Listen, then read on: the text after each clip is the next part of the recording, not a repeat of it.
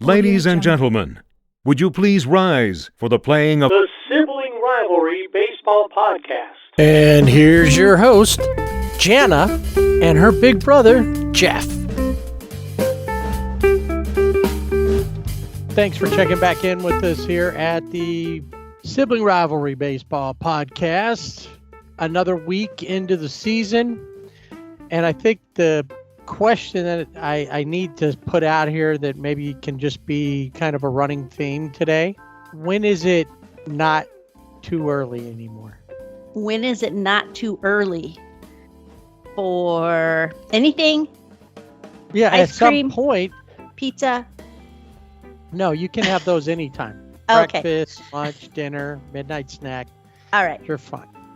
But that's what keeps coming up, is that we're, every show that everything I read, it's like, well, it is early. Figure around the weekend, about 21 or 22 games as of last Sunday. I know we play 162 total. So, but at what point, based on how the flow of the season, does it become too late? What's that line? There's teams that have come from behind, way behind, at the All-Star break and won a division in the second half. When is it too late? Or when should we start looking at what kind of changes need to be made? Or when do we start looking at figuring out where we're going to go next year?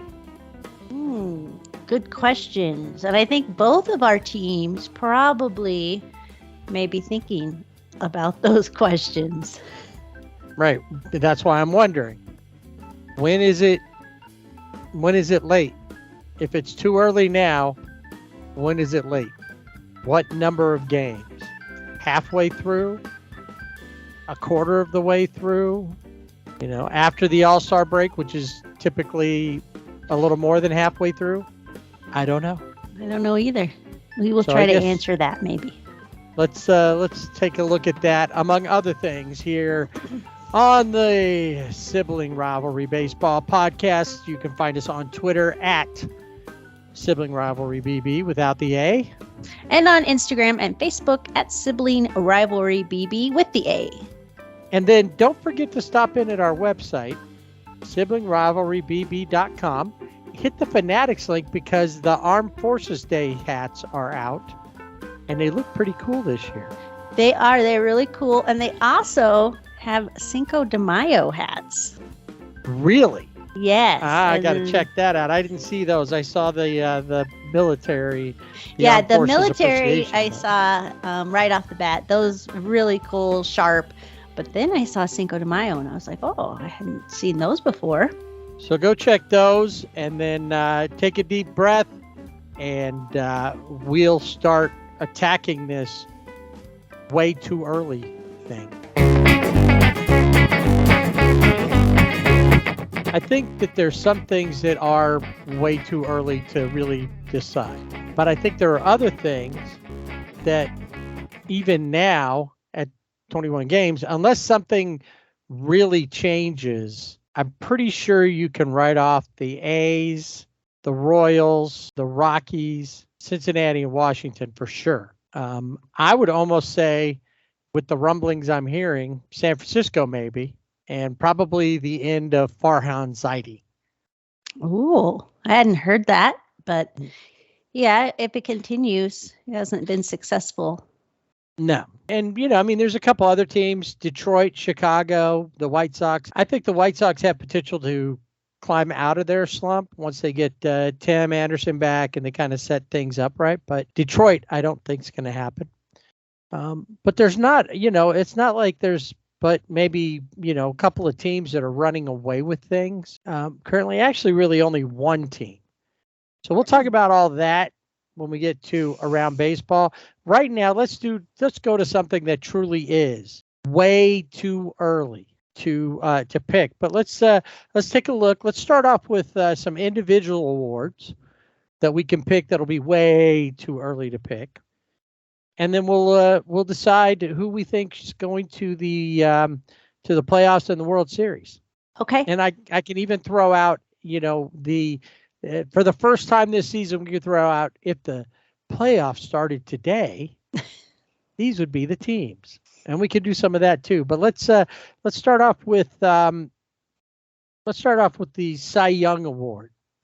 Who do you think will be the Cy Young winners? Ooh, well, I definitely have to go with, at this point in the season, I would definitely have to go with Garrett Cole. He seems to be the sharpest in the AL. And he has one complete game, the only one in the American League. So he has been right on top of it. I agree. That's who I picked also. What about the National League?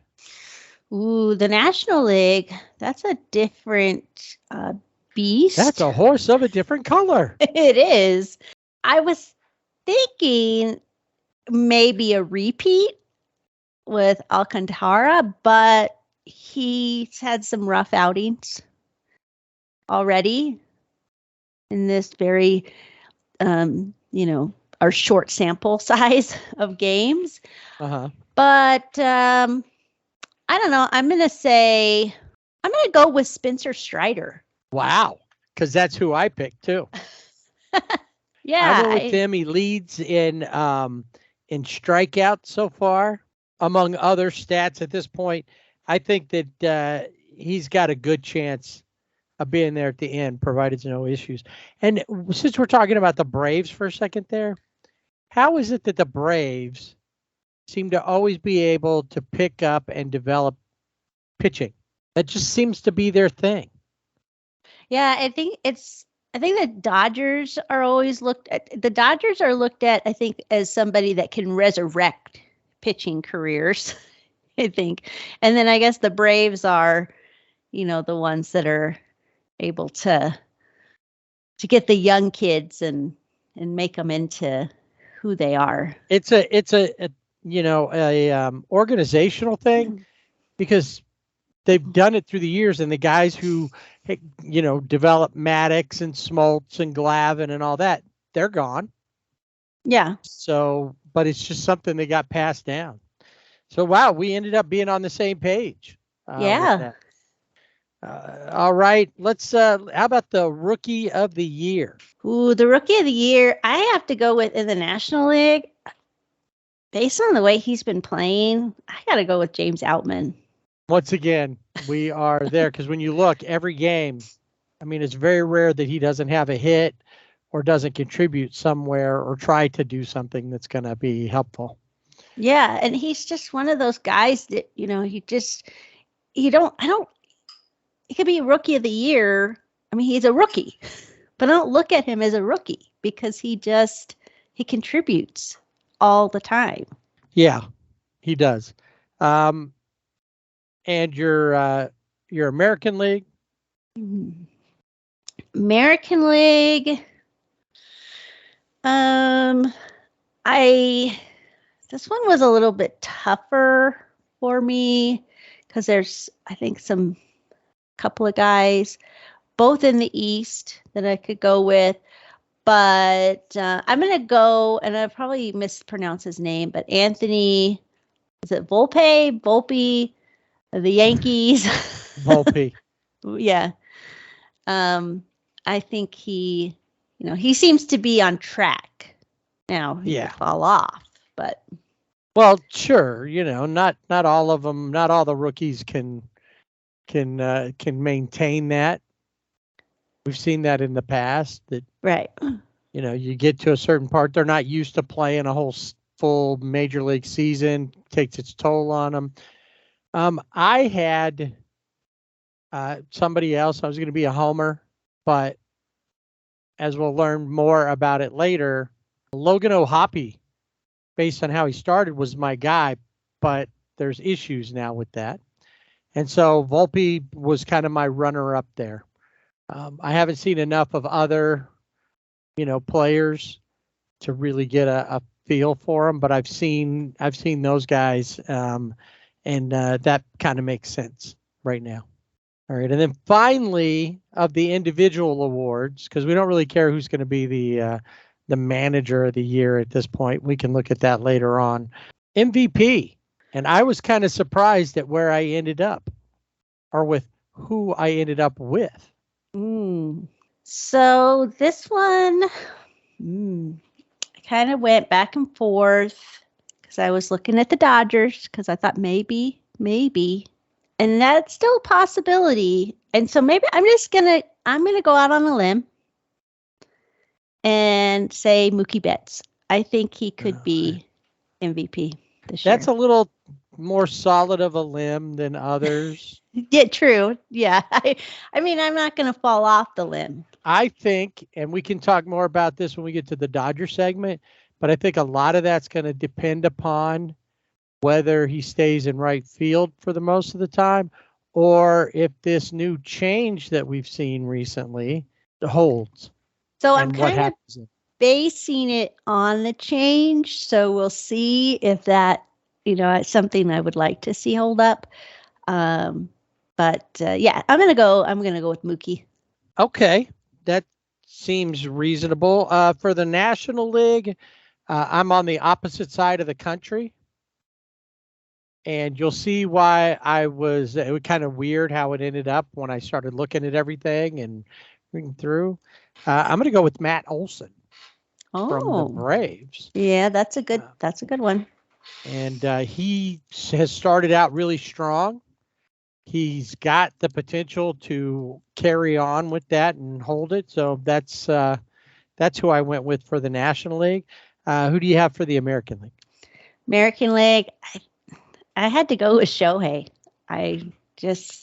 He's a unicorn for a reason, and he's just doing amazing stuff right now.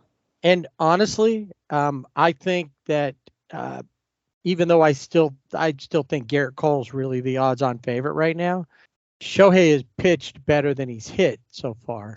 That's true. And if he can continue that on, he's second in ERA, like under 1. Yes. So it'd be, he's definitely up there. I think with him, I'm not sure where I can, where to go with that, because I'm not sure if he's going to get traded by August 1st, because it's going to depend. Yeah. And there's that's another one of those questions. Is it too soon to already decide? I mean, I would think they need to already have a plan if that might happen. Whether they plan on doing it or not, once again, we'll talk more about that when we get to the Angels. There's more thoughts on it. Shohei's a good call on that. I think Mike Trout could be in the running again too, as far as Angels go. I went with another Matt for the American League, former teammate of Matt Olson, Matt Chapman, as the potential AL MVP, just based on how his season has started. And definitely if you like players that are playing on winning teams, Toronto's got and has been picked by a lot of different of the so-called experts to win the World Series, or at least make it. And I think he's going to be a prime part of that. My only concern with him on that would be his injury. He's had injury issues, and that could, on any of them, it could derail an MVP season. Or a Rookie of the Year season or whatever. Yeah, I went with former teammates Matt Olson and Matt Chapman as my MVPs. All right, so let's take a look at this playoff or the postseason in general. Why don't we go down through and just real quick, who do we think is going to win each division? All right, we'll start with the National League. Who's going to start with win each division in the National League? And then who will be the 3 wild cards? I think in the East, we'll start there. I think at this point, Atlanta is going to win the East. They just, I don't know. They just kind of they've started out well. And the only thing is that they have a slump. So if they always seem to have that summer slump where, then the Mets come back and it seems to be the kind of the same old story. But I still think the Braves will win the East. Central. I do too. Okay. Central. This one is a little bit tougher because you actually have 3 teams that are 2 in particular that have just really started off really well. And I'd like to see the Pirates win, stay on top in the Central. I don't know that that's going to happen, though, in my way too early predictions, because the Cubs, having watched the Cubs play for several games, they kind of have that in them, too, to with Nick Horner, Patrick Wisdom, even Cody Bellinger has really kind of come into his own with the Cubs. So Eric Hosmer has been doing okay. Yeah. So, but I'm gonna go with Pittsburgh. Oh wow. Okay. Yeah. I'm going with Milwaukee, Okay. just because I believe that in the long run they've got a couple of injuries right now, that they are the more experienced team. And they continue to play well, and they're kind of under the radar kind of a team. Although Pittsburgh, I think, will give them a battle if they continue to play like they have been. Yeah. Well, and I think too with the Pirates is that they have a lot of young players, so it's almost kind of like, what do they have to lose? They just go out there and play. So right. And then they have they've got some veterans. Andrew McCutchen, that'd be really cool. Him coming back to Pittsburgh, make a whole story. It'd be a movie. Yeah, there you go. If you can make a movie out of it, we might as well go with it. Right. All right. And then the West.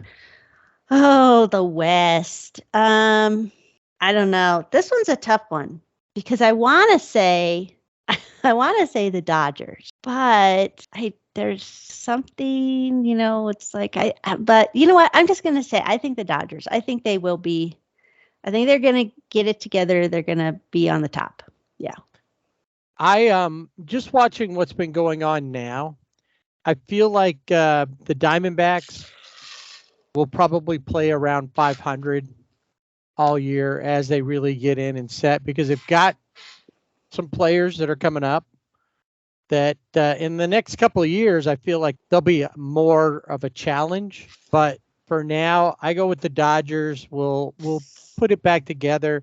Not sure about the Dregs yet, but they really do. As much as I can't stand them, they really do have a good roster. Oh yeah, I mean their lineup is really good. It's just they're just haven't put it back together yet, and it's a question. How will Tatis Jr. as he comes back and gets back into the swing? How's that? Juan Soto, well, having Tatis Jr. there and his enthusiasm normally, will that help the team? And what will that do with Juan Soto? Because I think a lot that's happening with them is Juan Soto so far feels like a bust. Yeah. Yeah, he's really, it's been rough for him. Definitely. Things like that happen. Can it come back around? And he's really young still. So, all right. So there we go. Let's take a look real quick at the let's go ahead and pick, because that means, based on what you said, we've got Atlanta, Pittsburgh, or Milwaukee, depending on who you pick, and then the Dodgers. Those are the top 3. All right. Who are the 2 teams that will be at the very top and get the buys? Who are the top 2 teams that'll get the buys out of those? Oh, I don't know. I mean, it's all based on record. So, I mean, if we wanted to, just looking at the Dodgers records just in the last few years, I would say the Dodgers could be one of those teams. Okay. And, which I think is bad. I don't think they should. I want them to be, if that's the case, let them be the third of the 3 winnings, because I think they need to continue to play and stay on top of it. No breaks. Right. I think so too. I think that's what does them in, is they had that break, and I think they need a fire, kind of lit under them. Mhm. And so I'm going to say, based on past seasons and the record, I'd say the Dodgers. I don't know that I necessarily want to see them I don't want to see them with a bye because they had a bye and they blew it. I don't know. Who else could get a bye? Who do you think? Well, I think, from my standpoint, I think the Braves or whoever comes out of the East. So since I picked the Braves, Yeah, I was thinking the Braves too. the Braves will get it. And, as much as I hate to say it, it's going to be the Dodgers will get it. Although maybe the Brewers could potentially. So I'll do that just because I don't want to see the Dodgers have that. Do the Braves and the Brewers. Okay. I wonder if I got the Braves and the Brewers in my head from that, 13 game, winning the first 13 game. But yeah, maybe Braves and Brewers will be the two, and then I have the Dregs, the Mets, and the Pirates as being the wild card teams. Okay. Yeah, so I went with the Pirates as winning the Central. So I would go with the Mets as a wild card, Milwaukee, and probably the Padres. All right. So we got that set. Who comes out of there to go to the World Series? I don't know. I don't like making predictions, even though they're way too early. It's way too early. They mean nothing. I know. Just grab, rub Planet Head's head and whatever the little thing up, because it's like a magic 8-ball thing, right? Doesn't a little thing come out too early to tell? All signs say yes. Yeah. So who comes out? Well, I mean, it's hard for me to go against the Dodgers, right? So I got to go with the Dodgers. That's hard for me to root against them. Okay. So the Dodgers are your too early pick to go to the World Series to win the NL. Yeah. And go to the World Series. Okay, yeah. That's cool. Because I just can't root against them. I feel bad. I have a World Series brewing that would be a rematch from quite a few years ago. Okay. Now, this is the thing with me is I don't want to root against the Dodgers, but then when it is time and we get close to that and they're not in it, then I'm going to say, oh, I made that prediction way too early. Right. But see, that's how you put your disclaimer on it. It was way too early. Yes, it is way too early. I'm a Dodger fan. I can't not root for the Dodgers, and it would kill me to not put them in the World Series or have them win it, whatever. Right. Yeah. Okay. So that's who I have. You're staying true to your team. You're true to your school. Isn't that that's how they say that? That's right. All right. Who do you have?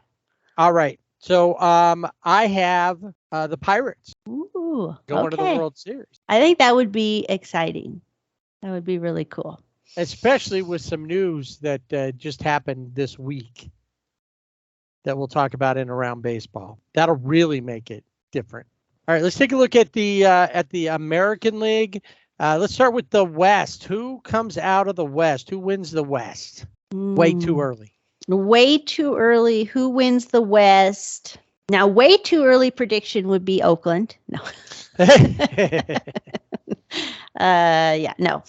Okay. I don't want to say in the way too early world. That's just that no. I'm gonna go with Seattle. Okay. I mean, I know not like they're that far out of anything. As of Sunday, they're in fourth place. They have a losing record, but just 2 games under 500. Right. A lot can happen. A lot will happen. They're going to probably turn it around, I would think. Okay, so you're going to go with Seattle winning the West. Who grabs the Central? This one is always, I think, the trickiest. The Central, the AL Central for me is tricky because they're kind of the forgotten division. And there's really only a couple of teams that feel like they can ever do anything. Yeah. So I'm gonna on this one. If I choose my two teams, if I went with Cleveland or Minnesota, I'm gonna go with Minnesota. Okay. Yeah, me too. And then I'm sorry for the West. I have Houston because they're going to put it back together, and Tiny's going to come back, and that's going to kind of change the vibe. I think their issue right now that's having a problem is that the pitching that was really solid last year, Luis Garcia is having a hard time because he doesn't have his rhythm because he's not doing his dance steps. I think after I think we've watched enough games that I think that he would still be okay within the time. I mean, I know we've mentioned that you mentioned that before on a previous episode. I mean, I don't know. Maybe they put it to the test. And we're like, nope, sorry. Well, but I thought that at the minute that you go into your windup, and that's part of his windup. Right. So then the clock stops. Yeah. So he should be okay. But there must be something going on to that because they're not letting him do it. Right. So maybe they were told that doesn't work. That's taking too much time, or that part does not count until he gets to a spot where he.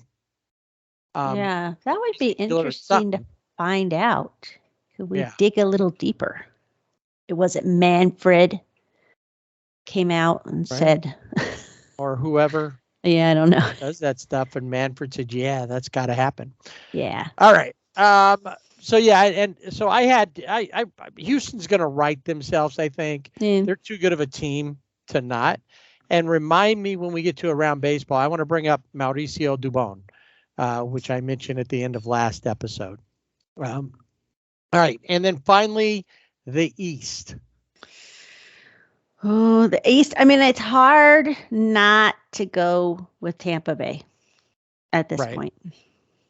It's so strong. That division is really, really strong. But yeah, it's hard not to do that with Tampa Bay. I agree. So that's who I picked also. So who would be your three? So if we got Tampa Bay, Minnesota, and then you've got Seattle, I've got Houston out of the West. Who's the three wild card teams? Definitely Toronto, I think, would be a wild card. I think maybe Baltimore. I agree on both of those. Yeah. And then maybe the Rangers. Maybe the way that they've been playing. Yeah, I mean, right now, I'd say the Rangers. But I do have some news in the Will of IL that could change that. So. All right. Well, we'll do that.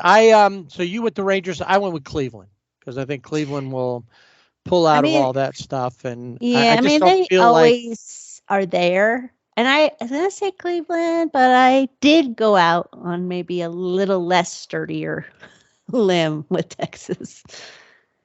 Well, right now it seems strong. Yeah, so I went with them. Who ends up facing the Dodgers or the Pirates, depending on which one of our deals. I mean, if we look mainly at what's going on right now in Tampa Bay, I think you have to go with Tampa Bay.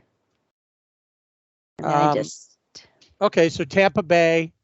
So I mean, a rematch. You're gonna have a more recent rematch. Yeah, I have a rematch from a little over 40 years ago. Yeah. Okay. So you've got the Dodgers and the Rays. Who walks away with it this time? The Dodgers, of course. All right. And so they make up for the short season and they win a full season World Series. Right. And nobody can say anything. No, hey. And nobody's going to be talking about Blake Snell coming out early because he's not. There'll be McClanahan this time probably that comes out early. A wild card is going to win it all. and head to the World Series to take on the Pirates. It will be a rematch of the 1979 World Series. And maybe they'll even pick it up again because the Pirates were the We Are Family sister sledge. That's right. And won it in 79. Do you remember who they beat? Oh, I don't. I was only 5, so I don't really remember. They beat the Baltimore Orioles. Oh, that's right. So we're going to have 2 up-and-coming teams, the Orioles and the Pirates, facing off again in a rematch of the 79 World Series. Yeah, it could be exciting. Andrew McCutcheon gets to play the role of Willie Stargell, the old grizzled vet. I'm telling you, a movie. It's the script is writing itself. It is indeed. All right, so that's way too early on all that, and I have Baltimore actually winning it this time. Oh, all right. So, but let's go now. If based on the 23rd, Sunday the 23rd, if the season ends, who's going to the playoffs and who's going to be get the based on the current records, who will be the bye teams in the American League? That's an easy one. Tampa Bay, Minnesota, and Texas are your 3 division winners. Tampa Bay and Texas get the byes. And then Minnesota will play, the wild card teams would be the Orioles, the Blue Jays, and the Yankees in that order. So Minnesota would play the Yankees and Texas and Toronto would play each other. In the National League, Atlanta, Pittsburgh, and the Dodgers. This is as of last Sunday, the 23rd.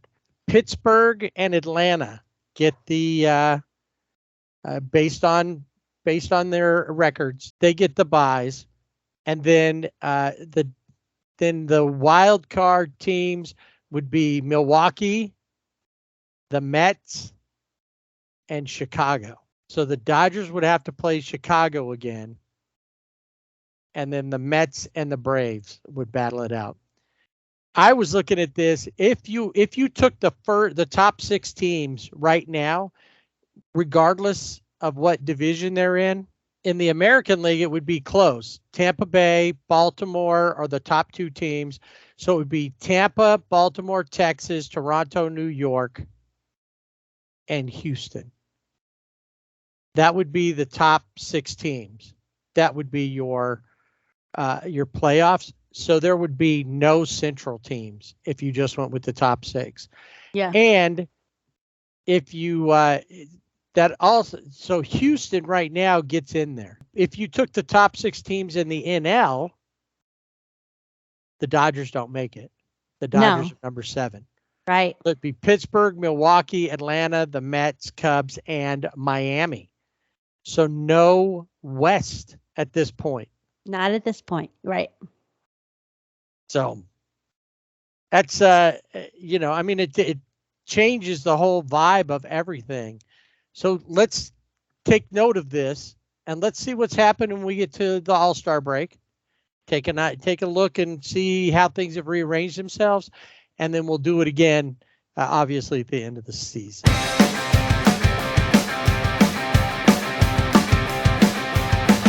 Over the last, whole season, I've been thinking about when is it not early anymore? How did it get late so early is in my head. And it all comes down to the Angels. I mean, we were just talking about, the standings. The Angels have been within, because they've been right around 500.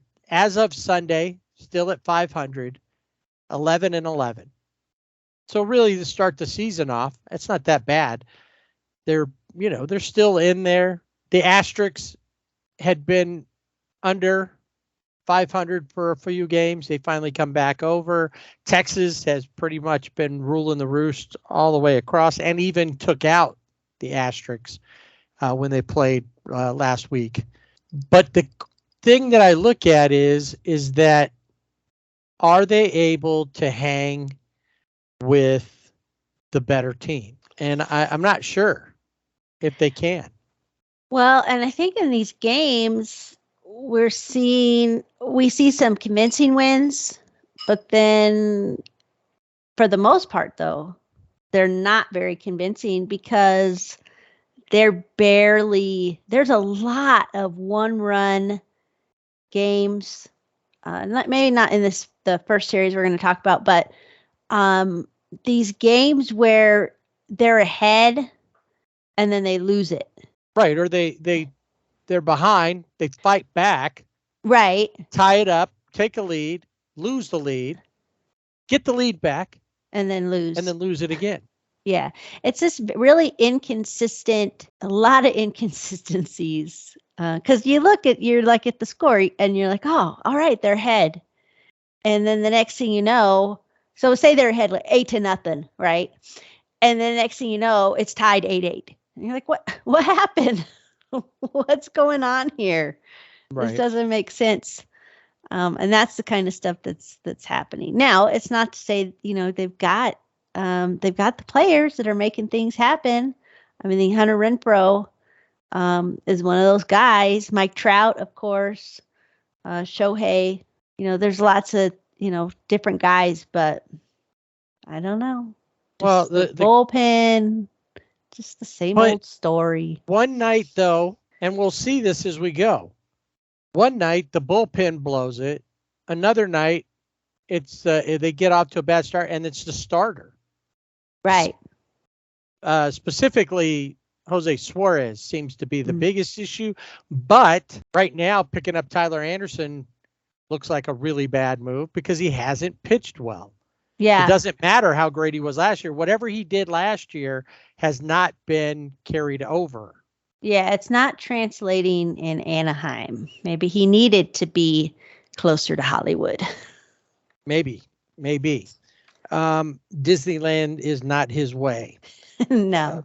So, and I guess maybe he's upset too, even though it just barely happened, that the whole Phantasmic thing, the dragon caught on fire at Disneyland and burned down. And so now, Wow. Yeah, maybe it could be affecting his pitching. That might be, that's what's been in his head. Maybe he was thinking about it. Yeah, but maybe it was like before he had a premonition it was going to happen. And when it did, and to him, that was like, in his own mind, was like, that's my career right now. Catching on fire and not in a good way. Burning down to the ground. Oh. Let's take a look. The Angels, last time we talked about it, they had been in Boston. They played 4 there. They headed down. And, of course, the big thing that I saw all week, Ohtani versus Judge. Yeah, that was huge. It was, MLB.com, I think they played that up. Mm-hmm. It was a lot. And that first game, right, in the first inning, Shohei homers on the 100th anniversary of the original Yankee Stadium. The original Yankee Stadium was opened across 161st Street on April 18th, 1923, and Babe Ruth capped a 4-run third inning with a 3-run homer off of Boston's Howard Imke in New York's 4-1 win to inaugurate America's first 3-deck stadium. And that's your history lesson for today. I knew that there was that kind of, he hit a home run 100 years after. Yes. And of course he's been compared, to Babe Ruth many times. I'm waiting for him to walk over, to an area that doesn't have the screen up and get a hot dog vendor and eat a hot dog during a game. Because that seemed like a Babe Ruthian or a Ruth thing to do. Yeah, definitely. So that did start everything off kind of crazy. Got that home run. Later in the next night, Aaron Judge steals a home run. But he also, Aaron Judge, It's like, okay, you homered in the first inning. I'm going to homer in the first inning. Both have the 2-run homers. So now they're tied. And yeah, he did, steal the home run from Shohei. Yeah. I mean, the Angels they won the first game 5-2.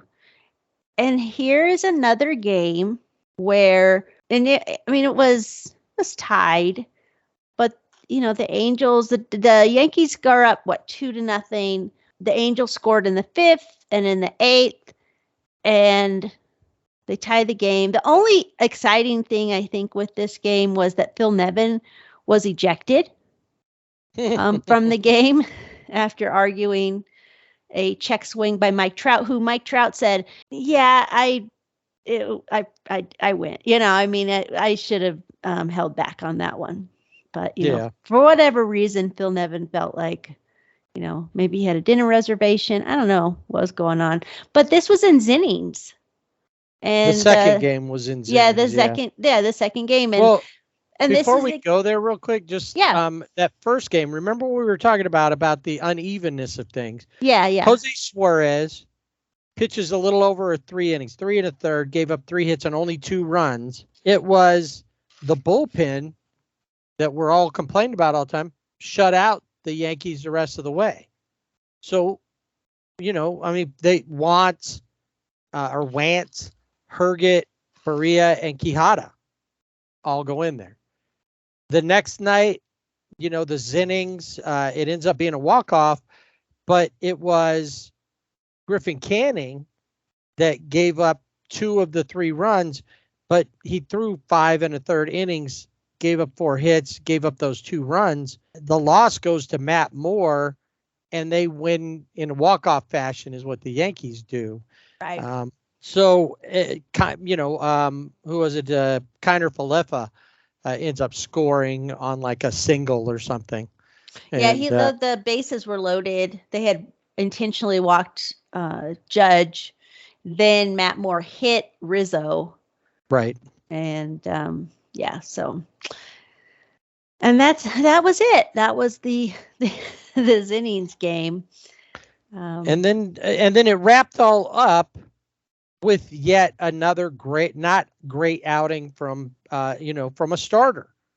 Patrick Sandoval only threw 4 innings, gave up 5 runs. He was facing off with Nestor Cortez, who had a pretty Nestor Cortez-like outing. Rizzo had 3 hits. It was Trevino, the catcher, that had 3 RBIs in a 9-3 romp. Yankees win it. Yeah, the Yankees had a 5-run first inning. Right. That's an issue when you have, with your starter, when you have, he's given up 5 runs. So, the Angels scored in the 5th, they scored in the 7th, but, the Yankees tacked on more runs in the 7th and 8th and to win the game. And so they come out of the Bronx, not with a series win. Nope. They won. They did split the week. They went 500 on the week. That's true. They lost 1. They won 1 and lost 2 to the Yankees. Logan O'Hoppe had a pretty good game in that last one. 2 RBIs, went 3 for 4. But like we said, this didn't really work out. Didn't really work out for him either, as you'll hear later on. So they come home and they play the Royals. Now the Royals are like, what, 4 and something? Yeah. 3 and something. They're not really, they're pretty much already out of it. I think the only thing they can do, well, mathematically, right, still have a chance. They still have a chance. Yeah. So, you think, all right, they had a rough series in Boston. They had a rough series in New York. Get back home, get your bearings, play against the Royals, win those games. Well, it helps that you throw Shohei on the first game, but you would still think if you've got that good of a pitcher and you have this much a good potential for offense playing Kansas City, you should be able to just go out there and score at will and do whatever. But that's not the case. They barely pulled out 2 hits or 2 RBIs, 2 runs total, and that wasn't thanks to anybody other than Chad Wallach, Right. who has been up to catch because O'Hoppe is out. Yeah. Details when we get to the wheel, but he's out, and it's sad to see that because it kind of feels like last season, the last couple of seasons. You get people that are ready to go, and then they get injured, and you're out of luck. Yeah, I mean, there's nothing you can do about it. I mean, Shohei on the mound struck out 11, allowed 2 hits over 7 innings. And like you said, the Angels, their scoring came on the 2-run home run from Chad Wallach. That's all they needed, but they did have Shohei on the mound. Shohei brings his ERA down to 0.64, which is good for second in MLB as we stand. I'd like, once again, pitching really well. Not a lot of contributions overall. He's not that he's not hitting okay. He's hitting 260 something, I think I saw. But it would be nice if he was hitting closer to 300, which I don't think is going to happen. But it just, they need to support him more. He got just enough, but it hasn't mattered in the past. They gave him 4 runs one time, and after he left the game, they ended up blowing those first 4 runs or even extras from that. So we go on into the series. It's a 3-game series. They end up winning 2 of the 3. The next one, though, didn't really work in their favor. And once again, Tyler Anderson is kind of the problem. Gives up 6 runs on 7 hits. They gave up 2 doubles on a 3-for-4 night to former Angel Matt Duffy. Yeah. Well, the Angels had the lead. I think they had the lead through 8 innings. Mm-hmm. And so, you think, oh, yeah. So if you were to turn off the game, you think, okay, I got to go to bed, whatever. They'll be okay. And then Jose Quijada came up, and it was not okay because he gives up 5 runs in the 9th. Yeah, in 2/3 of an inning. That's it. That's all it took. He was like, and you get a hit. Yep. You get a hit. Exactly. And that's the thing. This is where, Hunter Renfroe, 3 for 3 with 2 home runs that night. Trout was 2 for 5, 3 RBIs with a home run. Matt Thaiss had a home run. What's his name? Zach Neto. Yeah. He was 2 for 4. Zach Neto's played 9 games. I think I caught there. Or I noted 9 games. He is tied for the league lead in hit by pitch. As of the weekend, he had been hit 5 times. Holy cow. He's only played 9 games. Yeah. What do they have against him? I don't know. It's like, all right, rookie, welcome to the league. There you go. So they end up losing that by just giving it up. And of course, Angels Twitter is like, we suck. And it's hard to say. Now, I've heard some people come up with ideas, and somebody that I know thinks that it's Matt Wise's fault, the pitching coach's fault. Okay. And I said, obviously, they don't really get what's going on there. That, as much as I hate saying this, it's not even fully Phil Nevin's fault. That's tough to say. Perry Manassian's fault. Oh, yeah. I totally because he agree sits with that. down there. And as we talked about in the book report, I don't know if we brought it up, but one of the things that caused an issue that ended up getting Joe Maddon fired is Joe Maddon went off on Perry because he called down into the dugout to tell them how to use the players, who not to pitch. So every night there's a list of people, and it's not just in Anaheim this happens. It happens with the Dodgers. It happens with a lot of teams, probably most teams. And I mean, look at it when the Rangers got away from the standard manager, the puppet manager, the implementer, and went to Bruce Bochy. Look at how they're doing. Yeah, that's a good point. So I don't think it, because Matt Wise was part of the big reason why the pitching staff was better last year than the rest of the team. The problem is that they're not all playing together all at one time. And now there's people who are ready for Shohei to leave because he says Shohei's not a team player. It's like, you saw the Untouchables, Kevin Costner, Yeah. Robert De Niro, and there's that one scene where Robert De Niro has got all of his organization there, the mob Mhm. guys, his lieutenants and whatever, and he's talking about baseball. And he's talking about that when you're on defense, it's a team sport, but when you're on offense, it's about individual achievement. Not to say that there's not team to that, but when you're at the plate, it's you versus the pitcher. And whatever you do, if you hit a home run, it all comes back on you. Whatever you do to help the team, great, but it was your individual achievement.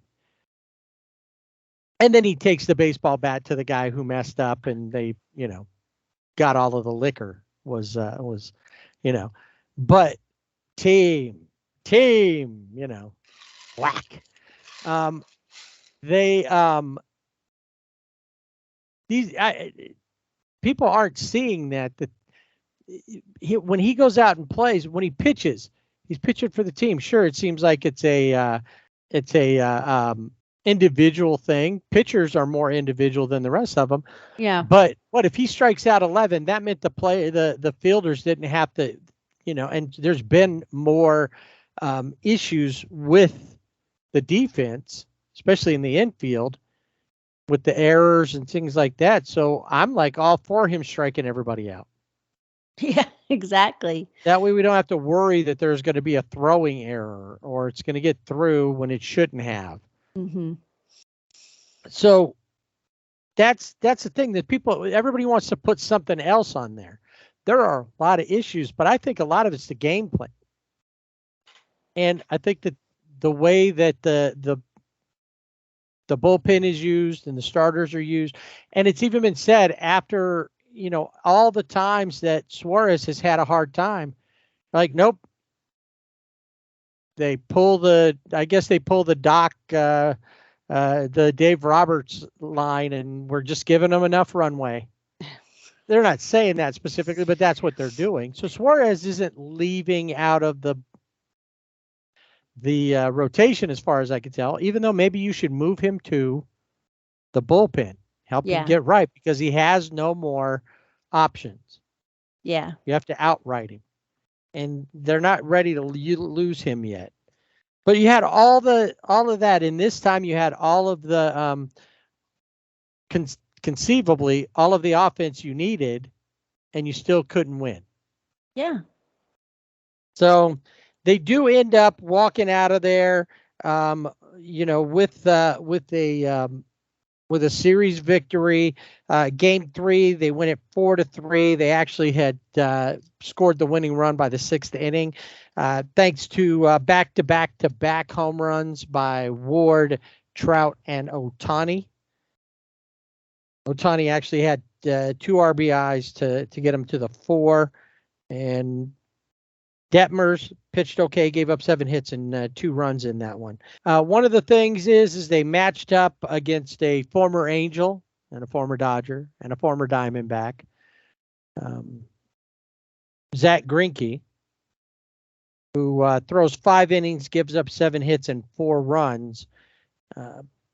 Doesn't figure in the decision, but they got to go against a former. Of course, none of these guys played with him. He was gone after a year.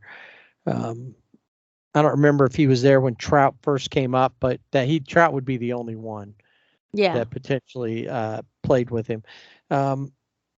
Bobby Witt Jr. had some times, MJ Melendez, and one of your favorites to say, Pasquantino, had an overall decent series as well. So the Angels come out at 500. They may play 500 ball all season long. They may fall off. They may pick it up. I think that as long as there still seems to be some uncertainty unexpectedness about the organization. Yeah, I would agree with that. I think we just don't know, is Artie Moreno, is there still rumblings or whisperings of him selling the team, especially with, and then there's the rumors with Shohei. It's going to be traded. Is he going to he'll be a free agent next year. What's happening? I think that Artie will not allow Perry to trade him, even if they're out of it by trade deadline time frame. Going to want to keep him so that at the end of the year, and I wouldn't be surprised if Shohei walks away from the Angels, if at that point Artie doesn't put the team up for sale. And I think he's a knucklehead for not selling it last time, because I think if Ohtani's gone, the price goes down. Oh, yeah. Yeah. Because Ohtani, whether they ever win a championship with him or Trout, they're going to draw, especially Shohei is going to draw. And that's going to bring in a lot of money. And that's just going to go away to whoever. Yeah. So that's a good point. I didn't even think about that. He had the good opportunity to sell it. All Angel fans were super excited about that possibility. Then he doesn't. He holds on to it. But yeah, he could be. His team could be in the neighborhood that's seeing a decline. For sure. All right. So this week the Angels started off with Oakland. We'll talk about that next week, and then they've got Milwaukee. In Milwaukee, and they'll slide down to St. Louis, take on the Cardinals before coming back home. Player of the week, you got one this time, or? Yeah, I went with Mike Trout. I mean, I know that's like an easy one, but he was 10 for 22. He had 2 home runs. He had a double, 4 RBIs. So, the Mike Trout that we all expect. Hit 455. Over the week, and it was 3 doubles, by the way. 3 doubles, sorry. The only thing that I had an issue with his week, because that's where I went to, he had the best week of everything, was that he struck out 8 times, didn't walk at all. Yeah, he does has a high strikeout rate. I mean, I'd have to see the numbers, but yeah, he does strike out quite a bit. It feels like it. It feels like he does, but I guess you kind of forget about it when he hits a home run. When he's on, it doesn't make his bad moment. It's like, what do they say? Winning is the best. When Mike Trout is on, it's a thing of beauty. Yeah. And when he strikes out, you're like, what? Okay. Yeah. Loser. Yeah, exactly. And I feel like that's the thing. He needs to help the team, the players, overcome the control that Perry thinks he's supposed to have. Yeah, it's almost like they need to have a revolt. They do. Like, you don't belong in the clubhouse. You don't need to be in the dugout. You don't need to have a spy in the dugout. You don't need to call the dugout. They really Ray do. Montgomery. Take Ray Montgomery and take Phil Nevin and go. And then we'll find somebody else. They're not going to bring Joe back. No. But I feel like if they get to a point that they're having to trade Ohtani so that they can get something, Perry's days are numbered. Oh, yeah. I mean, his days should be numbered anyway, but yeah, that's going to be a story to watch. And I think that's the problem, is that's the story to watch there. Mm-hmm. Not the Angels showing that they can potentially be a wild card team at minimum. Yeah. That's the thing right now. The team that's really been the team to watch and is the best story right now out of the West is Texas. aside from the City Connects. But apparently they like them. Yeah, they seem to. It's time for Dodger baseball. I'm not sure that it's time for Dodger baseball in Dodgerland. It sounds to me like it's time for paternity leave in Dodgerland. What's going on? Well, Like, did you see? So, well, tell us how many players? So we know Mookie at one point was on paternity leave this year. all right. So Mookie was on paternity leave. He came back. Evan Phillips went on maternity leave. We now have Max Muncy and Brewstar Gratterall are both on the maternity list, and former Dodger Cody Bellinger is now on the paternity list. And I had to throw him in because this was last year. I don't know, the All-Star break. That was what everybody looked back at. I kept seeing everybody tweeting it.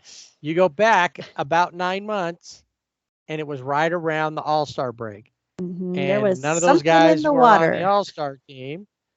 Yeah, it's crazy. What was my favorite was I saw somebody put a meme on there, and it said, "I know what you did last summer." Yeah. Now the question though is, what did they do last week? And they do walk away with a winning week, so they were above 500 for the week. They're still playing in that 500 range. I think as of Sunday they were 12-11. Yeah. And they welcomed in the Mets, and then headed to Chicago to finish up the season series there. Let's start off with the Mets, and that one, not only was it an interesting series, there was some drama in this series as well. Yeah.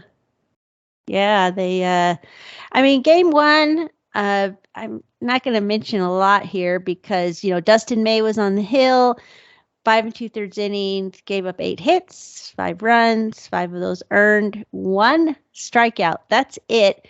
Did give up a home run. And then you had Alex Vesia, who has been dominant. Last season, he was so great. You never question. And he pitches a third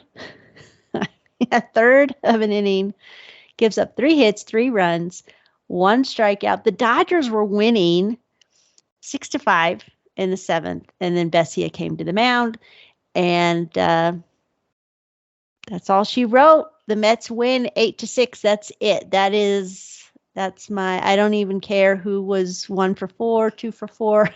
That was it. It was on the mound. Freddie his due. He did go 3 for 4. He did. In that game because he had 2 home runs. Yes, he did. Max added 1 as well. Yeah. Yeah. Okay.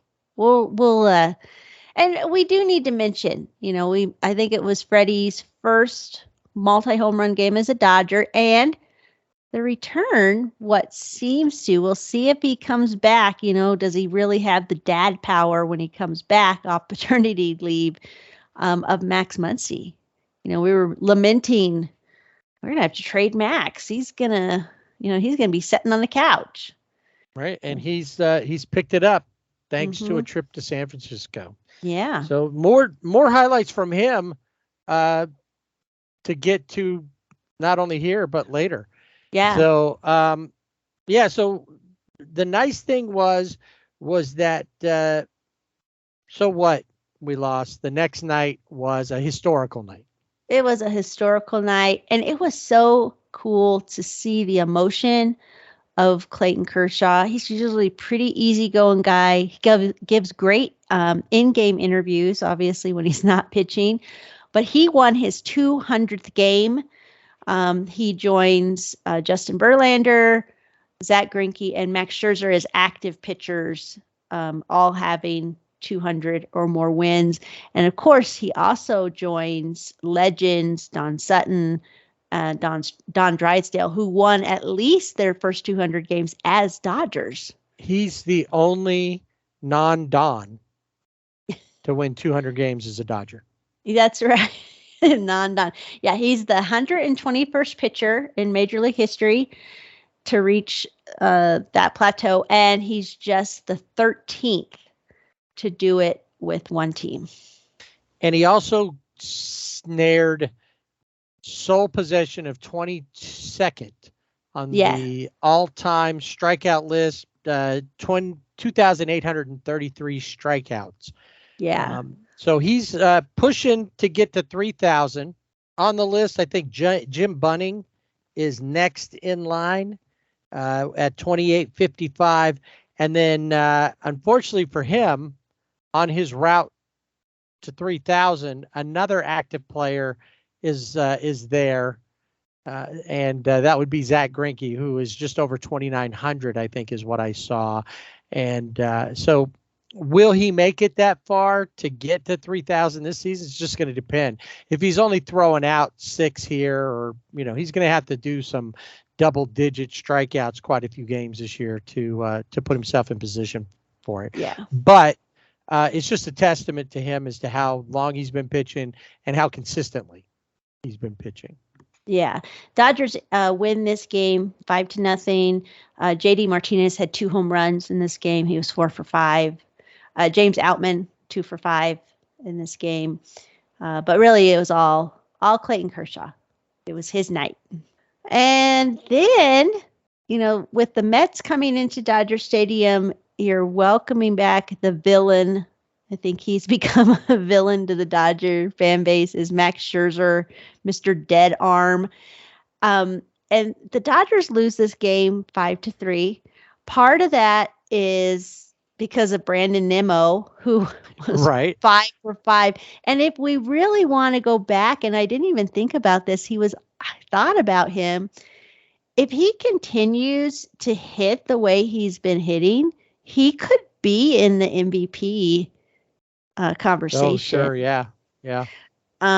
So really it was Brandon Nimmo day. And then Max Scherzer had interesting, this was the biggest thing that happened during the game, was Max Scherzer was tossed when the umps, they've done the checks. They did this last year. And this year it's more thorough in what they're checking. They're checking more often. His hands were too sticky to be legal. He said it was just sweat and rosin, but it started early in the game. It was like after the second inning. Phil Cuzzi, who is a veteran umpire, he looked at Scherzer's hand. They were stickier and they were darker than normal. So he tells Max Scherzer, you need to go wash your hands. So he does, with alcohol, with a Major League Baseball official watching, but he washes them with alcohol. I'm like, what? Where's the soap and water? Why? Because it seems to introduce another element to the sweat and the rosin. So, and we didn't think about this, I don't think, at the time, but thanks to Sunday Night Baseball and David Cohn, former pitcher, we found out that while he thinks he's helping support him and, here's what happens, I think he kind of dug his grave a little bit more at that point in showing what happens when you mix the rosin and the sweat. And a lot of people thought, well, those are normal. And even the alcohol are not forbidden substances. But what we found out when you read it is they can be if they're overused. Well, it really seems like Scherzer overused. Yeah. And knew with the alcohol that it was going to be worse. Right. That to me is, go wash your hands isn't, you don't use alcohol. It's soap and water. But he used alcohol. I did hear today on MLB that the reason it was a pitcher that's on one of the shows said the reason why you don't use water is because water can make your fingers pruny, and alcohol won't do that. And with the Okay. pruniness, that could cause a problem, could cause a blister, could cause things Okay. like that. I mean, that You makes get all sense. Rich Hill. You could. I mean, I get that, but it just But seems you're adding another element into two elements that we already know are sticky. He's like, it was just sweat and rosin. That's all it was. But after the third inning, Phil Cuzzy then determined that the pocket of Scherzer's glove was sticky, which was too much rosin. That's what they determined. And so he ordered Scherzer to change gloves. So he's told him, you need to go wash your hands. Now you need to go change your glove. Then the umpires checked him again before the fourth inning, and they said that his hands were even worse than before. So Dan Bellino, who's also on the umpiring crew, he says, this is his quote. He says, as far as stickiness and level of stickiness, this was the stickiest that's been since I've been inspecting hands, which now goes back 3 seasons. Compared to the first inning, the level of stickiness, it was so sticky that when we touched his hand, our fingers were sticking to his hand, and whatever was on there remained on our fingers afterward for a couple of innings, where you could still feel that the fingers were sticking together. So, Scherzer was like, listen, it's just sweat and rosin. Dan Bellino, Phil Cuzzy, they're like, we're not buying, sorry, dude, you're out of here. And right. He was. So he gets tossed out. And of course, that comes with a 10-game suspension, which comes down from MLB. It's not automatic from there. They've got to look at it. A couple things, and I heard some folks talking about this too. He doesn't appeal the suspension, which could have just been like, all I'm doing is pushing it back. If they're going to suspend me anyway, I might as well just be suspended. I just pitched. So for 4 or 5 days, depending on how the schedule works for the Mets, I'm golden because I'm not going to play anyway. Right. So if I do this right, I miss maybe 1 start, 2 at the most. Mm-hmm. So there's that.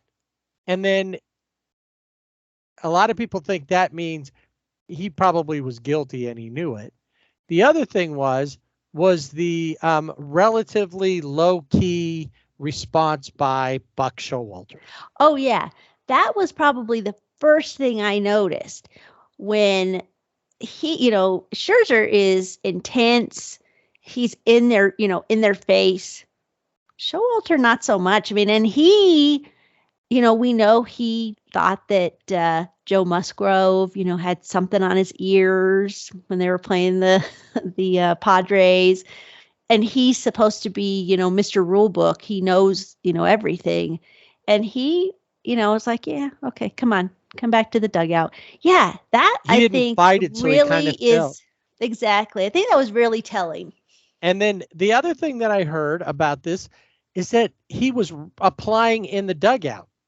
He didn't pick up a rosin bag out on the mound. I think that too. And in fact, the guys who were pitchers there that I was listening to they're like, I didn't know you could do that.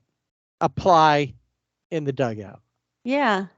Well, and I thought that when we talked about this last season with, all the sticky, spider tack and all that, the rosin, their bags, MLB provides them. They're on the mound. You can't just use whatever. They are specific. Right. So if he's using something in the dugout, it's his own blend of something special. Exactly. So he's out 10 days. We'll see what happens when he comes back. I'm sure that he'll try to be sneakier next time or not use it and whatever. Well, and I mean, it's interesting too. I mean, he did, I don't know what, he did it at Dodger Stadium, Yeah. He's Well- more of a villain. I don't know. He's got the dead arm. One of the things that also came up is that the umpires said that they noticed that his spin rate had ticked up, had trended up. But when you look at him, it's not that much. And it's probably not enough for them to say he's using something Right. based on that. And it could have been, the weather conditions at Dodger Stadium that day. He probably could have fought that off easy based on the way the numbers rolled out. Yeah. It wasn't that big of a difference. It wasn't like he had, went up 500, rotations per minute. Yeah. So yeah, I think, obviously they caught him doing something. He's just like, all right, I'll just go. And they gave him 10 days to figure out a better way to take care of it. Exactly. How can I hide it? I did it wrong How this can I do it time. better? Yeah. How can I All do right, it better? so- As I mentioned in this game, Noah Syndergaard was on the mound. He has not been great for the Dodgers. He gave up 5 hits, 2 runs over 6 innings. It was his first career start against the Mets, his former team. And it doesn't help when you have Brandon Nimmo, who's 5 for 5, but he just is not settling in, I think, with the Dodgers, how we envision, because as I mentioned before, the Dodgers are known as, the comeback pitchers. You get them, you find something, and they haven't found that yet, I think, with Syndergaard. No, not yet. Maybe Syndergaard's just not following along. I think he needs a haircut. You think that'll do it? That would be nice. Or maybe. he needs to wear it differently under the hat, maybe pull it back or something. I don't know. I would think just look at what's his name last year. The reliever, Kimbrel. Thank you. Uh-huh. And he had that little stubby The ponytail. ponytail. Just Yes. obviously he has longer hair, but yeah, do something different. I don't Give know. that a try. It bugs me. That's why I brought it up. All right. One quick note: the Dodgers brought up Luke Williams, kind of a shortstop, filling in at shortstop. Things are not going well with Miguel Rojas. We'll see if maybe Mookie will make a difference there, as he did find his way onto the field at shortstop in the next series versus The Cubbies. Yeah.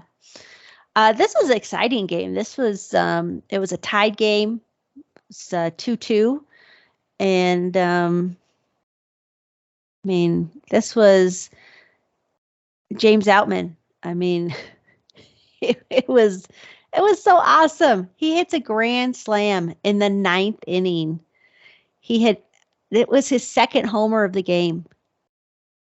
Max Muncy, 5 RBIs for him, and he was in the leadoff spot because Mookie was off. right? Yeah, Mookie was off. He was on paternity leave, and it was just really cool. When he hit that grand slam, he's running to the bases. He's looking back at the dugout. The dugout's going crazy. It was just a really cool moment. Max Muncy homered in that game, and David Peralta and Miguel Vargas, who is another rookie. They each had 2 hits in that opening game. So, and they were able to make it past Michael Grove's lackluster start, only going 3 innings, gave up 2 runs, 5 hits. Yeah, and he left that game injured with a groin injury, and he, so it's another one. And Michael Grove was replaced Pepio, who has an oblique injury, and so now you've got Grove. So it's going to be oblique, life to see. I think that the Catman is going to be making his return. So we'll I see have how heard that goes. Coming up probably versus Pittsburgh. Yeah.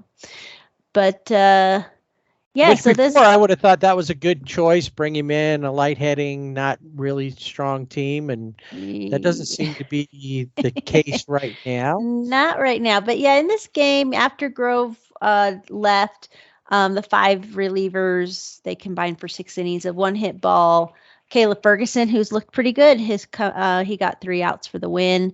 Now Mookie Betts had just come off he I guess joined the team late in Chicago. He did have a pinch hit single in the 7th, and he stayed in the game at shortstop. It was his first career appearance at the position. He made a really nice double play, and he was drafted as a shortstop. But because of when he played in Boston, they didn't need a shortstop. They needed an outfielder. So it was cool. It was cool to see him there. So the like we said, the Dodgers take 3 of the 4 games, but the second game, really, you would think that they got completely obliterated the whole series, thanks to home runs by Cody Bellinger, Patrick Wisdom, Trey Mancini, Nico Horner, a triple by Madrigal, 4 doubles on the day, and a pretty incredible outing, and an unfortunate play that cost Drew Smiley a perfect game. Oh, I was watching this game and I was like, I just need to turn this game off. But I couldn't because Drew Smiley, he had a perfect game going. And then he collides with Yan Gomes, trying to field an 8th inning dribbler. I think it was David Peralta that hit that. Yep. And in there, they just like, we got to get this, we got to, they know what's going on. And they just tumble over each other. And all Drew Smiley can do is smile and laugh, because what else can you do? I mean, well, yeah. And it wasn't even like tumbling over each other. No. Smiley reaches down to grab the ball, and Gomes can't stop and ends up going. It's like if you watch, wrestling, WWE type stuff, where they go over and then they flip the other guy over. Yeah, it was almost like that idea. And thus Peralta gets the 1 hit of the game. The Dodgers lose it 13-0, but don't get no hit. Right. That's true. That little bouncer was, they talk about what was the speed off the bat. Well, this one was 32.9 miles per hour of the bat. And just crazy. But Smiley struck out 10.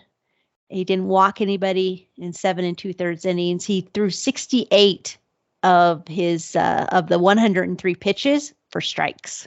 So he was only really faced 24 batters. If he just faced 3 more. That's it. That's it. It was really dominant. So that you would think after that game, the series is going to the Cubs. Well, and Urias, terrible. Oh, yeah. Jake Reed looked like Andre Jackson the week before. Mm-hmm.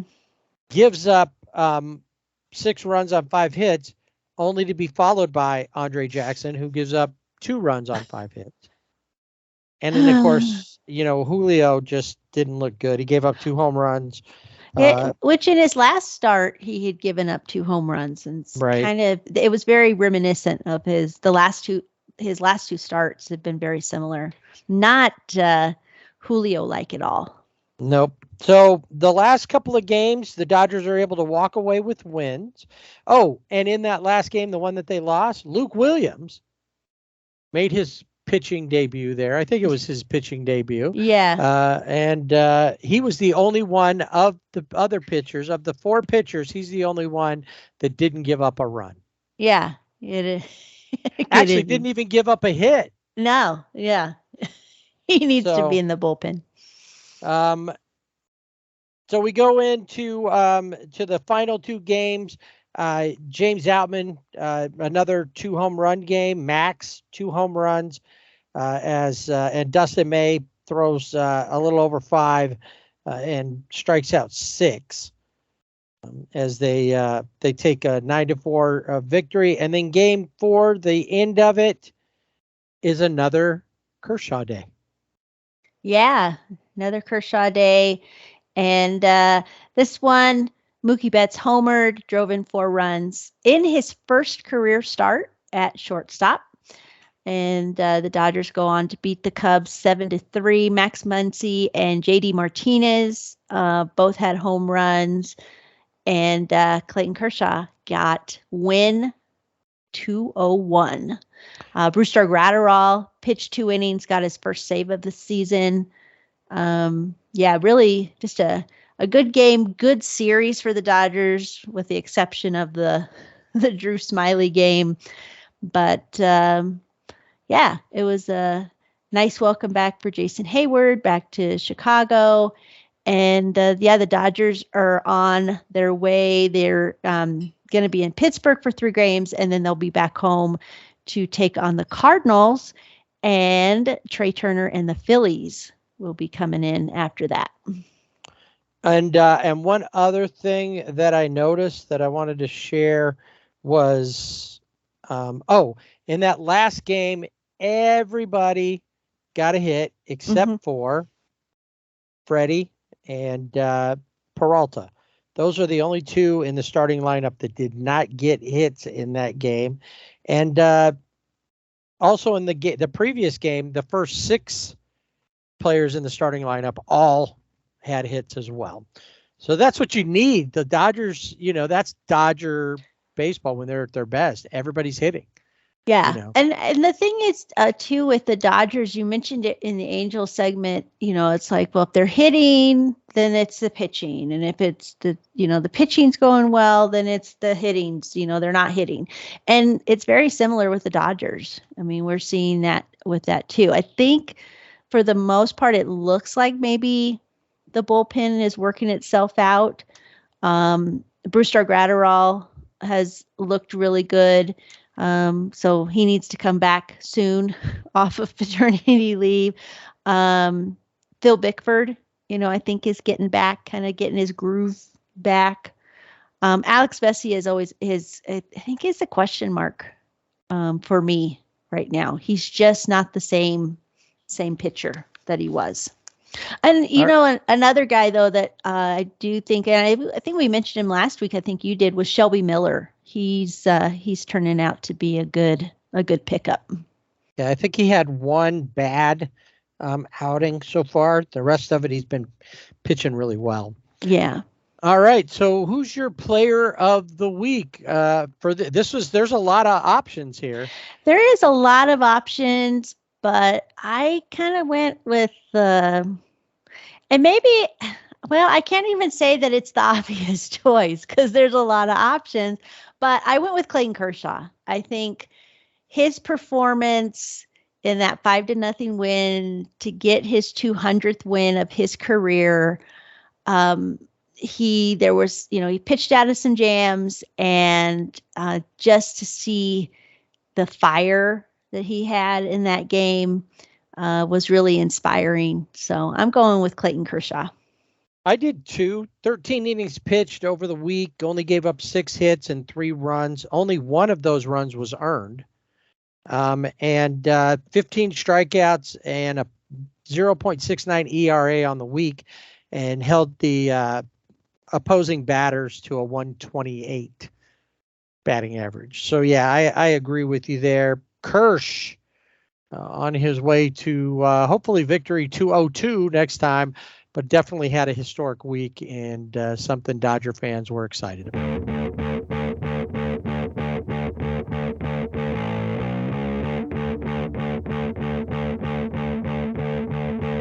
All right, we attach the Rockets to the bullpen cart, and we are ready for takeoff to buzz around baseball.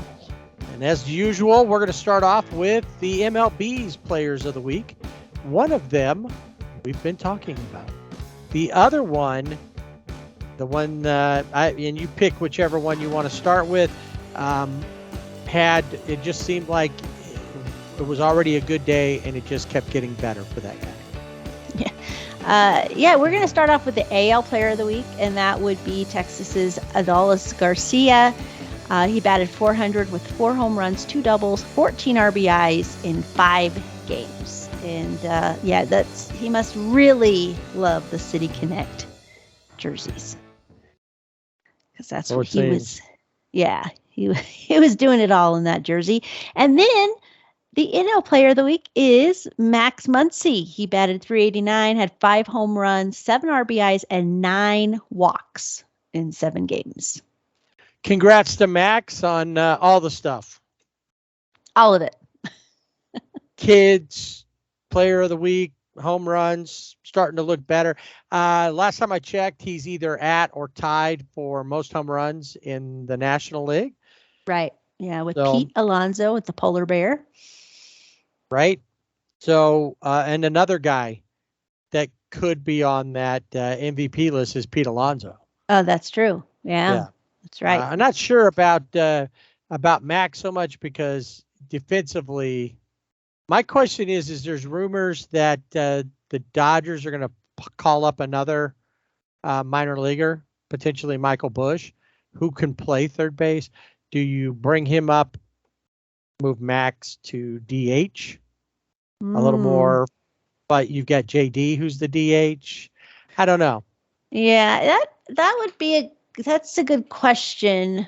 I mean, put Max at second, because Vargas, although he's played well, he's not hitting like Outman is. Yeah, he's not hitting. He does have a thumb injury that he's still, working through, and I think that's affecting his swing.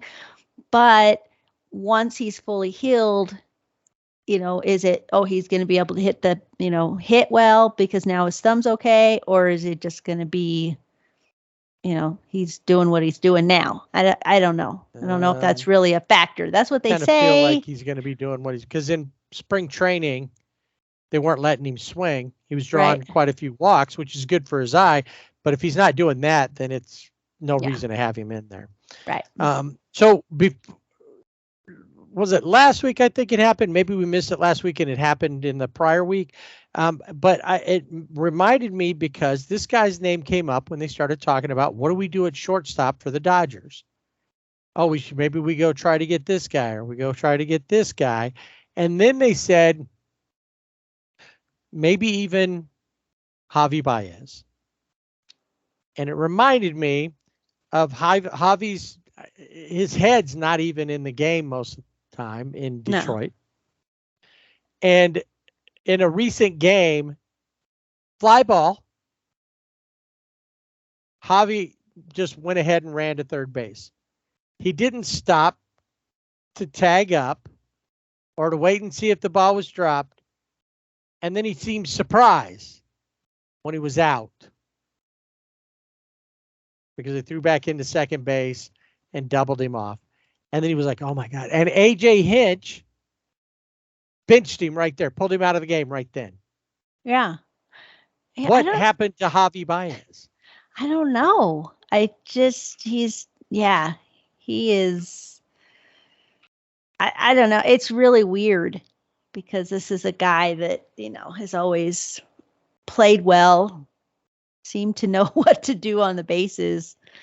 And he seems and to I be think he even said out. even after, like, well, yeah, I wasn't paying attention, or I wasn't, my head wasn't in the game. It's like, is it ever, because lots of weird stuff going on with him. Like, obviously. Yeah. What you got going on, dude, but it ain't good. So you got that. So I don't really think the Dodgers want him. No. He's not even playing well there. Somebody maybe they should have been looking for was a guy out of Pittsburgh who maybe will finally get his chance to play in a major league game after a decade plus, over 1,100 games in the minor leagues. And that is Drew Maggi, I think is how you say his last name, of the Pirates. 33 years old, one of the oldest players to ever be called up. And I'm when they told him, the manager of the AAA team, or actually he was in AA, Yeah. told him and did this whole big thing and then mentioned that he was going to go. All he could say was, "Holy shit." That was his response. He was so surprised. That was his response. That's it. Yeah, he was in AA Altoona, and yeah, he finally gets this the opportunity to play. 13 years. I mean, obviously, his 13 years is not in the same vein. But I just watched Rudy the other day. Just love that movie. Makes me cry, even though I know it's going to happen, and Rudy, so Right. you're chanting, it, and I had heard about this guy, and it made me think of him. He kept playing. He was there. He's logged 4,494 career minor league plate appearances. He's never played in a major league game, but this isn't his first major league call up. In 2021, the Twins promoted him as a member of the taxi squad, but he never got in a game. He never got in a game, and then he was in, been in the minors. His manager there in Pittsburgh was part of the Twins organization. Yeah. So it's like he knows him, and normally there's got to be something to this, because normally, based on how the Twins have been playing and what's going on, and at this time of year, they didn't just call him up to call him up, because there's probably other players that are better or in a better position to come up that could help the team more. They felt that he earned it, and it wasn't just because they're trying to get a good solid start and build upon that. Yeah. A guy who's been in the minors for 11 years or whatever, and all those, games, over 1,100 games and 5,000, nearly 5,000, plate appearances in that. Yeah. I mean, he's been usually like, I mean, in 2010, the Pirates selected him in the 15th round of the draft. He spent his first 5 seasons with the organization. And then after spending 3 years with AA Altoona, which is where he, gets a call up, he departs from the organization as a minor league free agent. He was last season, he was with 5 other organizations. The Pirates get him back from the Phillies via trade. And he gets assigned back to Altoona.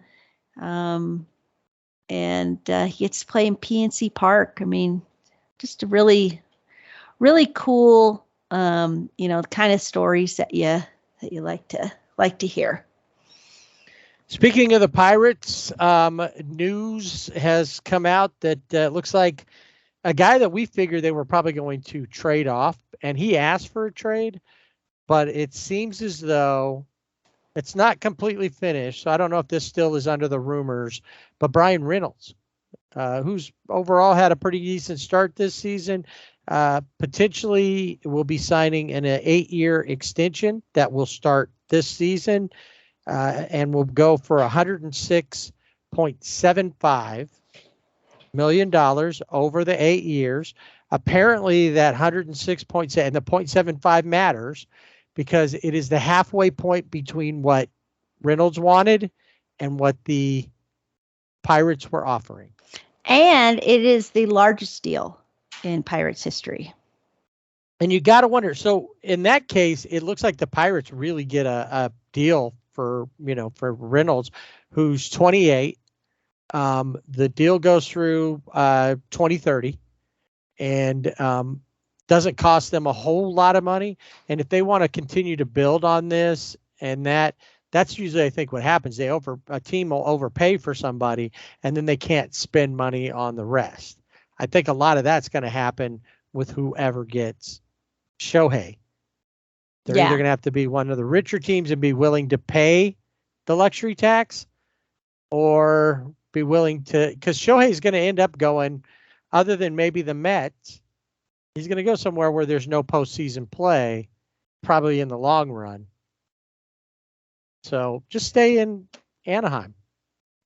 You're not going to get there anyway because nobody's going to be able to afford to sign anybody else.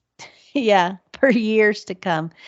One thing we need to mention too is this weekend the Padres and the Giants are going to play their first regular season series in Mexico City. DF. Yeah. So MLB has had 5 regular season series in Mexico. All of those have been in Monterrey. The Padres have participated in 3 of those 5 series. I'm sure a lot of that is because of, their popularity down in Mexico. They played in 1996, 99, 2018. But this is the first international series for the Giants. So we'll talk about that next week. If anything exciting happens there. So I was thinking for the next City Connect jersey unveiling, it was going to be Cincinnati, but it actually is going to be the Mariners, and they're going to be unveiling their City Connects next week. And of course, we will have our City Connect jersey review. Our critique. Yes, our critique. Fashion review here. Yes, of the Mariners. But they're really keeping it close, to the chest. It's like, with the Rangers, it came out. I think most all of the teams, we saw them pretty early. This one, it's like one day they are doing the debut. The next day they're wearing them. It's like really quick. So they're keeping it quiet. So I'm kind of keeping it on the DL. Yeah, I'm kind of excited to see, is it going to be worth the wait? I don't know. Will it have anything to do with the fact that their home run icon, whatever you want to call it, is a trident, and they just recently it started they using just it. recently unveiled that, I guess. Right. Yeah. And I mean, I think some of that too is, I still think the helmet that the Angels have is real. I mean, I don't know how you compete with that. We know lots of teams have different things. So I wonder, did Seattle see that? And they're like, let's do, I mean, it makes sense. They're the Mariners, but I don't know. They've got that has recently been unveiled.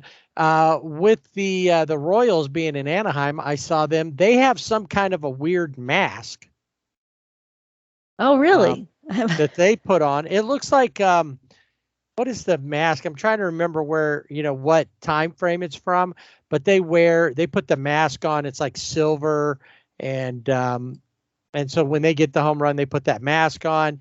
And then I saw recently with the Pirates, when one of them hits a home run, they go through the dugout, high-fiving everything, and then one player sits there and they hold out like a pirate swashbuckler kind of sword, and the player puts it down to his side like he's a pirate, and then pulls it out like he's ready. It's time to fight, and put his grab a rope and swing over on his lanyard to attack, to invade another ship. Oh, no, that's not right. Sorry, I just interrupted. All I can find, I want to find the mask, but all I can find is like actual mask. Sorry. So the Royals, is it like a knight? Yeah, it's something like that. Okay. It seems kind of Roman time frame. Maybe gladiator. Gladiator. Maybe. Yeah. I don't know. I still think I'd rather see the panda head, Pablo Sandoval be back in the Braves dugout, because that big hat that they wear is just weird. It reminds me of the Smurfs every time I see it. I looked it up, and per the Kansas City Star, it says MJ Melendez dons a night-like mask helmet contraption in celebration after hitting a solo home run. If you check it out, it is, I'll send you the link. We can put it up on our social media. It's Okay. actually a lot cooler than what it looked. It's got spikes on the top, and yeah, when you see it, you'll be like, but it's a contraption, according to the A Kansas home City run mask contraption. mask maybe. helmet contraption. Contraption. So I'll like send that to you, so that way you can put that up on our Instagram or Yeah. Facebook or Twitter or whatever. All right. All right. So that one, I mean, the Pirate Sword, those are all, everybody's kind of getting something. I think the Dodgers are really one of the few that don't have. Yeah, they don't have anything. Nope. Which if you don't need it, then don't do it. That's right. That's not an issue. Okay, I'm just gonna have to do this. The Rays. I was like, I'm not interested in them. They didn't break the record, but guess what they did do? They broke a the home run. record. They broke the home run record, 21 Yes. games in a row as of Sunday. And they thanks to Randy Arozarena, who hit that home run. So 21 games in a row with a home run, breaking the Mariners' 2019 record of 20 straight games. So we'll see how that. I mean, right now it's like, and as of the weekend, they were undefeated at home. They haven't lost a game all season at home. Crazy. They've lost 3 games total. I think what we saw when we were looking at it as of Sunday, they were 19-3. It's amazing what they're doing. Can they hold that on? At right now, if they went on a 10-game losing streak, they're still better than 500. Yeah. They're 750. So pretty incredible that they're some of the stuff that's going on, especially with the Rays. Hard to bet against them.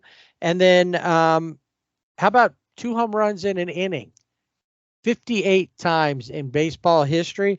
It did happen last year. Gleyber Torres, Edwin Encarnacion in 2019, Mark Trumbo with the Orioles in 2016, and it goes on. But just recently, being Sunday, the 23rd, Masataka Yoshida of the Red Sox, rookie there, 2 home runs in 1 inning.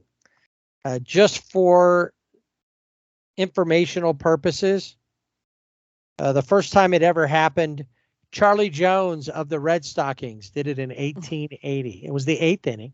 And a member of your favorite old-timey team from 1894, Bobby Lowe from the Bean Eaters. Yeah.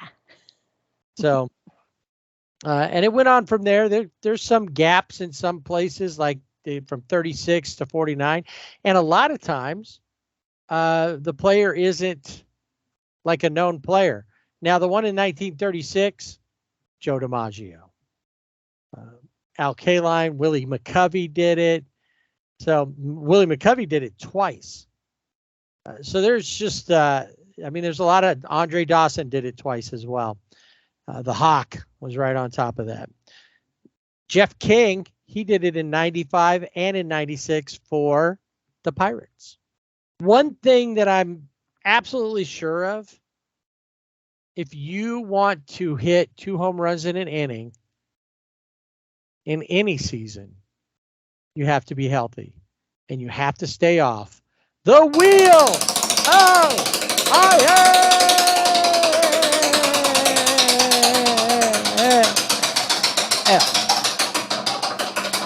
So as we talked about with the Angels catcher Logan Ohapi, is that right? Yes. How did you not got that yet? I don't know. It's still, anyway. Ohapi, he's going to be sidelined 4 to 6 months He underwent surgery to repair a torn labrum in his left shoulder. It's a big hit for the Angels. He was doing really well, was off to an outstanding start, and then he got hurt. And so he is going to be, 4 to 6 months. That's a tough one. James Taillon is on the IL with a shoulder injury. White Sox Yoan Moncada is on the IL with a back injury. I mentioned Michael Grove of the Dodgers. He's on the 15-day IL with a groin injury. Yu Darvish is on the 15-day IL with a hamstring injury. Alex Wood is also on the 15-day IL with a hamstring injury. Chris Bassett is on the 15-day IL with back soreness. And this is the one I was mentioning, seeing where Texas will go if they'll continue. Corey Seager is on the IL with a hamstring injury. We'll see. If he's, do they need him? I don't know. I don't Maybe know. not. I mean, he's played well, Yeah. being part of that, and look at where they are right now. This is where they wanted to be, Right. seemingly in a winning direction. Yeah. So we'll see, if they're able to just kind of, just go with it and plug somebody in that's just, hitting just as well. So that is the Wheel of IL. Quite a few pitchers this time around, whereas before, still got some guys on the wheel. They've been spinning since the beginning of the season. We'll see if they can get off. And maybe as the season goes on, maybe it'll get a little lighter. Hopefully we don't have to build another wheel. But We're already up to like 3, I think. We are. So can we do 4? I don't know. We'll see. Hopefully we don't, because, it's just at some point people are just, they need the players, and we want everybody to be at full strength. Right. We want their shot. Want it to be healthy. All right. Well, as we come out here of the Wheel of IL, the guy that I want to mention last week is playing because his teammate is on the wheel. You can't see him without like a magnifying glass or a major telescope. And that is Altuve. But Mauricio Dubon, the only player in Major League Baseball from Honduras, used to be a Giant, has been filling in pretty well for him. And a lot of his thing is he's a smaller guy. He's not really a home run hitter. He doesn't have a lot of power. But spending time with Yordan Alvarez, primarily playing dominoes.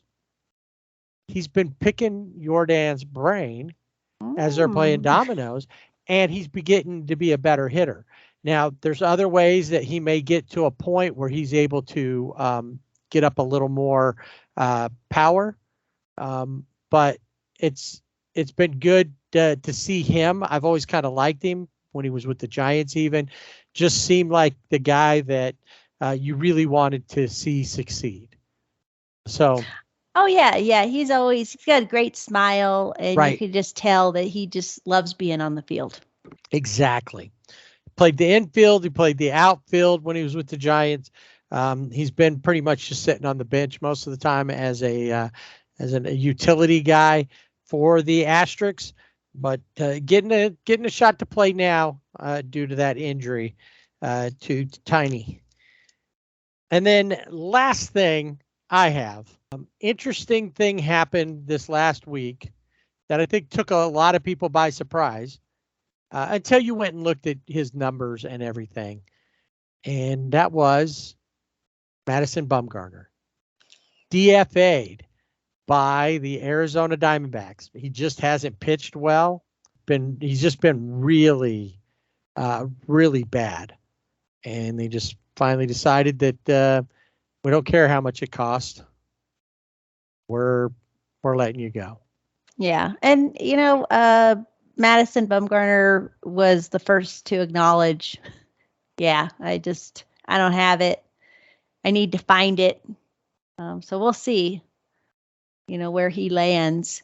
Earlier after he pitched against the Dodgers, he said he felt like he had arm fatigue, and then they did an MRI and they didn't find anything wrong with his arm. So it wasn't long after that they gave him his papers. Yep. So now he can travel freely throughout the country. So yeah, he not sure what he's going to need to do to regain what he used to have, or if he's just simply done. There's a lot of teams, because if he's picked up by any team, it's at minimum. And, there's talks, will he go back to San Francisco? Giants are like, I don't think so. Some have even said, what about the Dodgers? And it's like, I don't think so either. They're not that desperate yet. I think he's going to hang for a little bit. He's probably going to have to actually go out and audition a couple of places, maybe get a minor league deal. Because honestly, if anybody does take him, it's not a big issue, simply because they don't have to pay him but anything but the minimum. Yeah. So it's not a big deal as far as that goes. Will we see him again this season? Who knows? Will we ever see him again? But Madison Bumgarner, no longer a member of the Arizona Diamondbacks.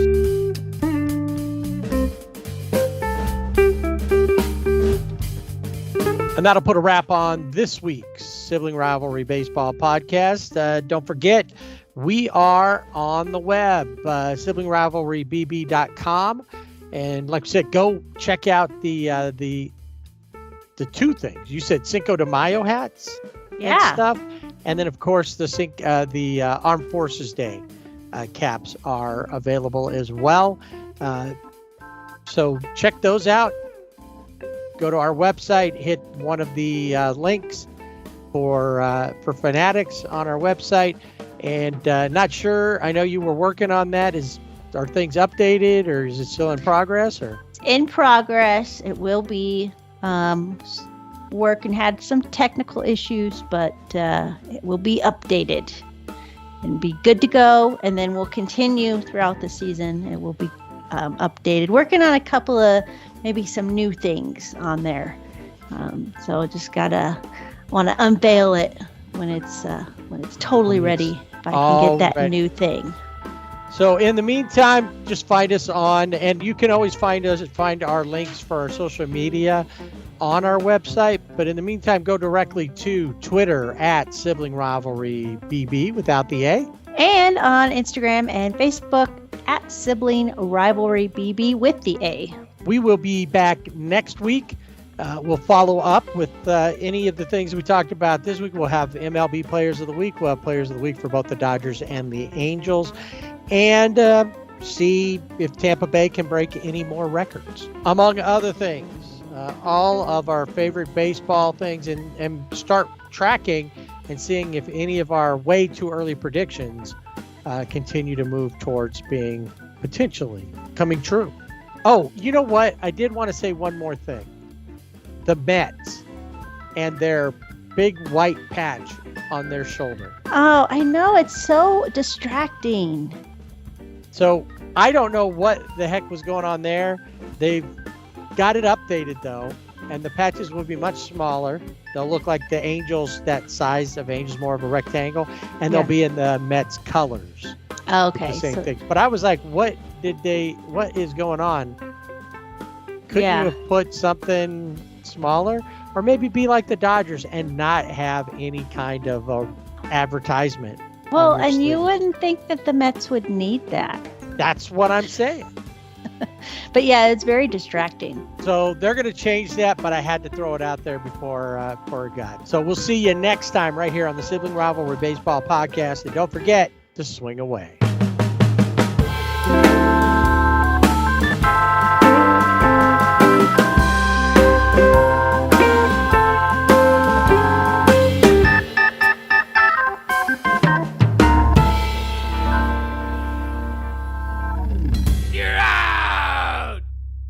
Oh, you know what? I forgot. I found this note in my my show information the other day that I'd written, and I guess I started to write a song, and it's based on the Men with Hats song, the Safety Dance.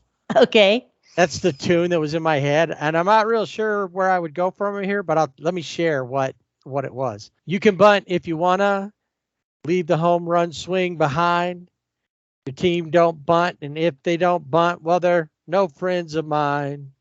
Yeah, we can bunt. We can bunt. Everybody look at your bat. We can bunt. We can bunt. Don't even have to wear your hat. Let's all bunt. Let's safety bunt. It's a safety bunt. Ah, I love it. Keep going. You could get an album, get some songs. You already got your oblique song. Got the oblique song, the Wheel of IL song. Yeah. Got the safety bunt song. Safety bunt. Safety I have bunt. 2 IL songs. I have the You old do. one. He's on the IL now. That's right. But it's a safety bunt. I love it. Yes. All right, I'll get to work.